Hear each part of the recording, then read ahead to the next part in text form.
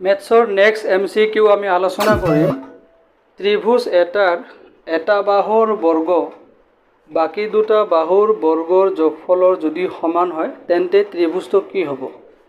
If square of one side of a triangle is equal to the summation or addition of square of remaining two sides, then the triangle is called. তেতিয়াহ'লে এই চাৰিটা অপশ্যনৰ ভিতৰত কোনটো option correct হ'ব? আমি জানো option number C টো correct হ'ব, অৰ্থাৎ সমকোণী ৰাইট এংগেল। কাৰণ আমি জানো এটা ৰাইট এংগেল ট্ৰায়াঙ্গেল এটা সমকোণী ত্ৰিভুজৰ এটা কোণ 90 ডিগ্ৰী, বাকিবিলাক যি হয় হৈ থাকিব।